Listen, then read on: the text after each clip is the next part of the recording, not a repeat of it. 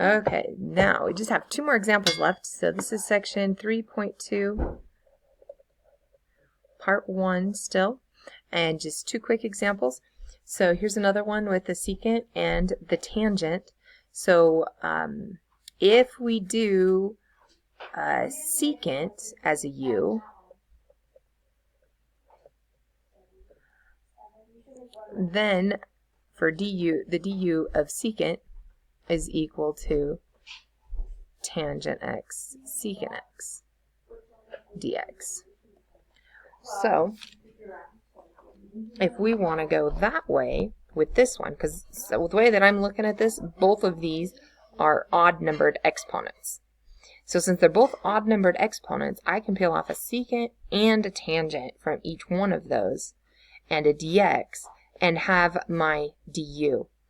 So let's look. If we did that, we're going to peel off a secant and we're going to peel off a tangent.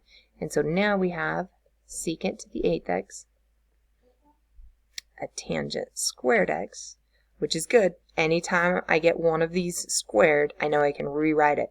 So I really like seeing the just plain squared ones.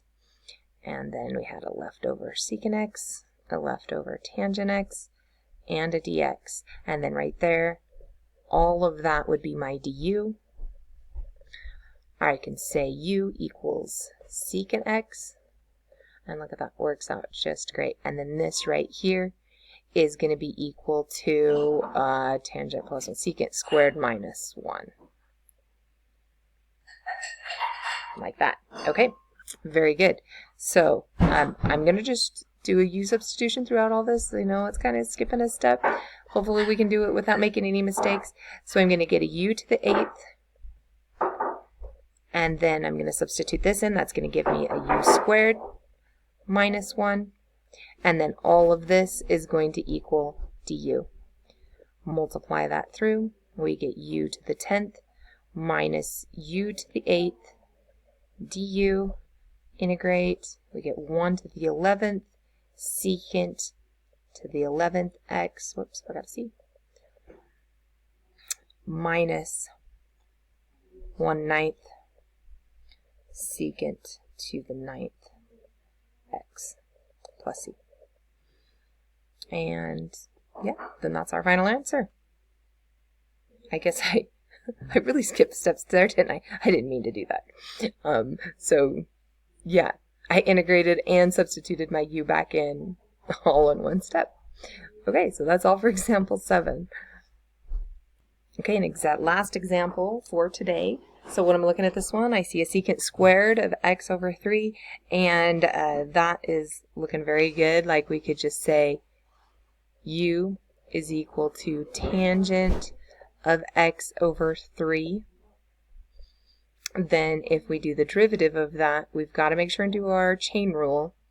But we're going to have du is equal to secant squared of x over 3.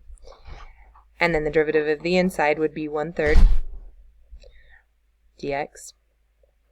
And so we do not have a 1/3 to substitute in. This is all that we have for our dx. So we're going to have to multiply 3 to both sides. And so this here is going to equal 3 du. And then this is equal to u to the 5th. So we can put our 3 out in front of our integral, have u to the 5th du, which then is 3 times 1/6 u to the 6th plus c, which is 1/2 u, which is tangent of x over 3, to the 6th plus c. And that's our final answer, and that's our last example.